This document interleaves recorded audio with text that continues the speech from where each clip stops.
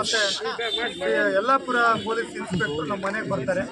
ಬಂದು ನೀವು ಬರಬೇಕು ಅಂತ ಹೇಳಿದರು. ಯಾಕೆ ಅಂತ ಕೇಳಿದಾಗ 10ನೇ ತಾರೀಕು ಕಾಳೆನಹಳ್ಳಿಯಲ್ಲಿ ಸಂತೋಷ್ ನಾಯ್ಕ್ ಅಂತ ಒಬ್ಬ ಹುಡುಗ ಆತ್ಮಹತ್ಯೆ ಮಾಡ್ಕೊಂಡಿದ್ದಾನೆ. ಅದರಲ್ಲಿ ನಿಮ್ಮ ಹೆಸರನ್ನು ಮೆನ್ಷನ್ ಮಾಡಿದ್ದಾನವ, ಆದ್ದರಿಂದ ನೀವು ಬರಬೇಕು ಅಂತ ಹೇಳಿದರು.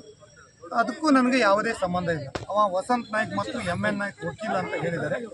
ಆದರೆ ವಸಂತ್ ನಾಯ್ಕ್ ಅಂತ ಈ ತಾಲೂಕಿನಲ್ಲಿ ಸಿಕ್ಕಾಪಟ್ಟೆ ಜನ ಇದ್ದಾರೆ. ಯಾವುದೇ ಕಾರಣಕ್ಕೂ ವಸಂತ್ ನಾಯ್ಕ್ ಮನೆ ಅಥವಾ ಬ್ಲಾಕ್ ಕಾಂಗ್ರೆಸ್ ಅಧ್ಯಕ್ಷರು ವಸಂತ್ ನಾಯ್ಕ್ ಅಂತ ಎಲ್ಲೂ ಕೂಡ ಮೆನ್ಷನ್ ಮಾಡಿಲ್ಲ. ಆ ಒಂದು ವಿಚಾರಕ್ಕೂ ನನಗೂ ಯಾವುದೇ ಸಂಬಂಧ ಇಲ್ಲ. ಒಂದನೇದು. ಇನ್ನೊಂದು, ಆ 7ನೇ ತಾರೀಕಿನ ದಿವಸ ಇಲ್ಲಿ ಏನು ಫೇಕ್ ID ಮಾಡಿಕೊಂಡು ಏನು ಒಂದು ಕೇಸ್ ಆಗ್ತಾ ಇದೆ. ಅವಾಗ ಒಂದು ನಿಮಿಷ ಇರಿ, ಆಯ್ತು, ಸ್ಟೇಟ್ಮೆಂಟ್ ಕೊಟ್ಟಾಯ್ತು, ರಸ್ತೆ ಬ್ಲಾಕ್ ಆಗ್ತದೆ, ಇರಿ ಒಂದು ನಿಮಿಷ ಇರಿ.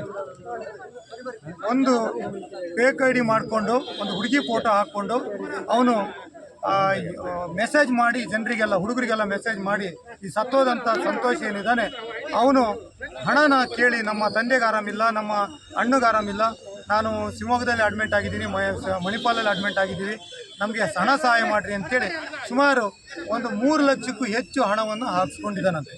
ಆ ವಿಚಾರವನ್ನು ಈ ಲೋಕೇಶ್ ಅನ್ನೋ ಹುಡುಗ ನನ್ನ ಹತ್ರ ಬಂದು ಹೇಳ್ತಾನೆ, ಅಣ್ಣ ಈ ಥರ ಆಗಿದೆ, ಅವರೊಂದು ಸಮಸ್ಯೆ ಬಗೆಹರಿಸ್ಕೊಡ್ರಿ ಅಂತ ಹೇಳ್ತಾನೆ. ಆವಾಗ ನೀವು ತಕ್ಷಣ ಪೊಲೀಸ್ ಸ್ಟೇಷನಿಗೆ ಹೋಗಿ ಕಂಪ್ಲೇಂಟ್ ಕೊಡ್ರಿ ಅಂತ ಹೇಳಿದ್ವಿ. 7ನೇ ತಾರೀಕು ಆಗಿರುವಂಥ ಘಟನೆ. ಅವರು ತಕ್ಷಣ ಬಂದು 7ನೇ ತಾರೀಕು 6 ಗಂಟೆಗೆ ಕಂಪ್ಲೇಂಟ್ ಕೊಡ್ತಾರೆ. ಕಂಪ್ಲೇಂಟ್ ಕೊಟ್ಟು 3 ದಿವಸ ಆದರೂ ಪೊಲೀಸ್ ಇನ್ಸ್ಪೆಕ್ಟರ್ ಆಗಲಿ, ಸಬ್ ಇನ್ಸ್ಪೆಕ್ಟರ್ ಆಗಲಿ, ಸಂಬಂಧಪಟ್ಟ ಅಧಿಕಾರಿಗಳು ಅವರನ್ನು ಕರೆಸಲ್ಲ, ಆ ಹುಡುಗನ್ನ ಕರೆಸಲ್ಲ. ಆ ಹುಡುಗ ಕರೆಸಿದ್ರೆ ಅವನು ಇವತ್ತು ಜೀವ ಉಳಿತಿತ್ತೋ ಏನೋ ನಮ್ಗೆ ಗೊತ್ತಿಲ್ಲ. ಆದರೆ ಇವ್ರದ್ದು ನೆಗ್ಲಿಜೆನ್ಸಿನೂ ಹೌದು. ಆದ್ದರಿಂದ ಇವತ್ತು ಅನಾವಶ್ಯಕವಾಗಿ ನಮ್ಮನ್ನು ಕರೆದು ಎನ್ಕ್ವೈರಿ ಮಾಡೋ ರೀತಿಯಲ್ಲಿ ಮಾಡಿ ನಮ್ಮಿಂದ ಸ್ಟೇಟ್ಮೆಂಟನ್ನು ತಗೊಂಡಿದ್ದಾರೆ. ನಾವು ನಮ್ಮನ್ನು FIR ಸೇರಿಸಬೇಕು ಅಂತೇಳಿ ಏನು BJPಯ ಅವ್ರು ಯಾವ ತಿಳುವಳಿಕೆ ಇದೆಯಲ್ಲ ನನಗೆ ಗೊತ್ತಿಲ್ಲ. ಆ ಜಿಲ್ಲಾ ಅಧ್ಯಕ್ಷ ಅವ್ರು ಏನೋ ಹೆಗಡೆರಿದ್ದಾರೆ, ಏನೋ ಅವ್ರ ಹೆಸರು NS ಹೆಗಡೆ, ಜಿಲ್ಲಾ ಅಧ್ಯಕ್ಷ. ಅವ್ರು ಏನಿದ್ರು ಸಾವು ಎಲ್ಲಿ ಆಗುತ್ತೆ ಅಲ್ಲಿ ತಕ್ಷಣ ಬಂದ್ಬಿಡ್ತಾರೆ BJPಯವ್ರು ರಾಜಕಾರಣ ಮಾಡೋಕ್ಕೆ. ಸತ್ಯ ಅಸತ್ಯದ ಬಗ್ಗೆ ತನಿಖೆನೇ ಮಾಡ್ಕೊಳ್ಳಲ್ಲ. ಎಲ್ಲಿ ಸಾವಾಗುತ್ತೆ ಅಲ್ಲಿ ತಕ್ಷಣ ಬರ್ತಾರೆ, ಬೆಂಕಿ ಇಟ್ಟೋದು, ಯಾರನ್ನೋ ಅಮಾಯಕರನ್ನ ಬಿಟ್ಟು ಮಾಡೋದು ಅವರಿಗೆ ಉದ್ದೇಶನೇ ಇದು. ಅವನು ಹೇಳಿದ್ದಾನೆ, ಬ್ಲಾಕ್ ಕಾಂಗ್ರೆಸ್ ಅಧ್ಯಕ್ಷ ವಸಂತ್ ನಾಯ್ಕನ್ನು ನೀವು ಈ ಕೇಸಲ್ಲಿ ಆ್ಯಡ್ ಮಾಡಬೇಕು, ಅವ್ರನ್ನ FIR ದಾಖಲೆ ಮಾಡಬೇಕು ಅಂತ.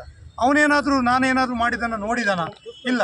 ಆದ್ದರಿಂದ ಅವನಿಗೆ ನಾನು ಲಾಯರಿಂದ ಕಾನೂನು ಪ್ರಕಾರ ಸೋಕಾಸ್ ನೋಟಿಸನ್ನು ಕಳಿಸ್ತೀನಿ. ನನ್ನ ಘನತೆಗೆ ಧಕ್ಕೆ ಮಾಡಿದಾನವನು, ಅವನ ಮೇಲೆ ಮಾನನಷ್ಟ ಮೊಕದ್ದಮೆ ಕೇಸನ್ನು ಹಾಕ್ತೀನಿ. ಇನ್ನು ಅಣಜಿಬೈಲ್ KG ನಾಯ್ಕ, ಅವನೊಬ್ಬ ಪಟ್ಟಣ ಪಂಚಾಯತ್ ಸದಸ್ಯ. ಅವನು ಒಬ್ಬ ಈ ಹಿಂದೆ ಅವನಿಗೂ ನನಗೂ ಸಣ್ಣ ಪುಟ್ಟ ಕ್ಲಾಶ್ ಆಗಿದೆ. ಅವನಿಗೆ ನನಗೆ ಆಗ್ತಾ ಇರಲಿಲ್ಲ. BJP ಸರ್ಕಾರ ಇದ್ದಾಗ ಅಧಿಕಾರಿಗಳ ಮೇಲೆ ಒತ್ತಡ ತಂದು 307 ನನ್ನ ಮೇಲೆ ಆ್ಯಡ್ ಮಾಡಿದರು. ಅಂಥ ಯಾವುದೇ ಘಟನೆಗಳನ್ನು ನಾನು ಇವತ್ತು ಜನಸಾಮಾನ್ಯರಿಗೆ ಮಾಡಿಲ್ಲ. ಈ ತಾಲೂಕಿನಲ್ಲಿ 15 ವರ್ಷಗಳಿಂದ ರಾಜಕಾರಣ ಮಾಡ್ತಾ ಇದ್ದೀನಿ. ಜನಸಾಮಾನ್ಯರಿಗೆ ಕ್ರೀಡೆ, ಧಾರ್ಮಿಕ ಕ್ಷೇತ್ರ, ಜನಸಾಮಾನ್ಯರ ಬದುಕಿನ ಜೊತೆ ಅವರಿಗೆ ಕಷ್ಟ ನೋವುಗಳಿಗೆ ಸಹಕಾರ ಮಾಡಿ ಅನೇಕ ಸಹಾಯವನ್ನು ಮಾಡ್ತಾ ಬಂದಿದ್ದೀನಿ. ಅವ್ರ ರೀತಿ ದುಡ್ಡು ಮಾಡಿ ಮನೆ ಕಟ್ಟಿ ಆ ರೀತಿ ಜನರಿಗೆ ತೊಂದರೆ ಕೊಟ್ಟು ಇಲ್ಲಿ ಪಟ್ಟಣ ಪಂಚಾಯತಿಯಲ್ಲಿ ಅವ್ರು ಹೇಳಿದ್ದೇ ಆಗಬೇಕು, ಪಟ್ಟಣ ಪಂಚಾಯತಿಯಲ್ಲಿ ಅನಧಿಕೃತವಾಗಿ ಮನೆ ನಂಬರ್ ಕೊಟ್ಟು ಅಂಗಡಿಗಳನ್ನು ಕೊಟ್ಟು ಇವತ್ತು ಟೆಂಡ್ರು ಮಾಡಿಕೊಂಡು ಅವ್ರದ್ದೇ ಒಂದು ಕಂಪ್ನಿ ಮಾಡಿ ಅವರಿಗೆ ಟೆಂಡ್ರು ಕೊಟ್ಟು ಅವ್ರಿಗೆ ಬೇಕಾದವರಿಗೆ ಟೆಂಡ್ರನ್ನು ಕೊಟ್ಟು ಆ ಟೆಂಡ್ರನ್ನು ಏನು ಮಾಡ್ತಾರೆ ಅಂದರೆ ಇವತ್ತು ಟೆಂಡ್ರ್ ಕರೀತಾರೆ ಅಂಗಡಿಗಳನ್ನು. ಟೆಂಡ್ರ್ ಕರೆದು ಯಾರೋ ಅವ್ರಿಗೆ 4 ಜನರಿಗೆ ಬೇಕಾದವ್ರಿಗೆ ಟೆಂಡ್ರ್ ಹಾಕಿಸ್ಕೊಳ್ತಾರೆ.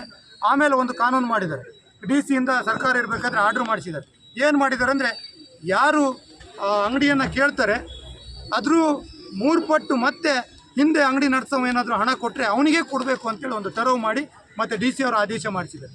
ಅದನ್ನು ಎಲ್ಲ ಸಂಪೂರ್ಣ ಮಾಹಿತಿ ತಗೊಳ್ತೀನಿ. ಭ್ರಷ್ಟಾಚಾರ ಈ ಇದರಲ್ಲಿ ಟೌನಲ್ಲಿ ನಡೀತಾ ಇದೆ. KG ನಾಯ್ಕನ ಒಂದು ಗ್ರೂಪಿಂದ ಅದನ್ನು ಸಂಪೂರ್ಣವಾಗಿ ಬಯಲಿಗೆ ಎಳಿತೀನಿ. ಅದನ್ನು ಸ್ಟೇ ತಂದು ಕಾನೂನು ಪ್ರಕಾರ ಕೋರ್ಟಲ್ಲಿ ಫೈಲ್ ಮಾಡ್ತೀನಿ. ಅವನಿಗೂ ಕೂಡ KG ನಾಯ್ಕನಿಗೂ ಕೂಡ ನಾನು ಮಾನನಷ್ಟ ಮೊಕದ್ದಮೆ ಕೇಸ್ ಹಾಕ್ತೀನಿ. ನನ್ನ ಘನತೆಗೆ ಧಕ್ಕೆ ತಂದಿದ್ದಾನೆ. ಅದರಿಂದ ನಾನು ಈ ತಾಲೂಕಿನಲ್ಲಿ ಅಥವಾ ಇಡೀ ಜಿಲ್ಲೆಯಲ್ಲಿ ಅಕ್ಕಪಕ್ಕ ಸಾಗರ ಇರ್ಬೋದು ಎಲ್ಲ ಕಡೆನೂ ಕೂಡ ನನ್ನ ಪರಿಚಯ ಇದೆ. ನನಗೆ ದಿನನಿತ್ಯ 100 ಜನ ಫೋನ್ ಮಾಡ್ತಾರೆ ಸಮಸ್ಯೆಗಳು ಬಂದಾಗ, ಕಷ್ಟಗಳು ಬಂದಾಗ. ಅವರಿಗೆ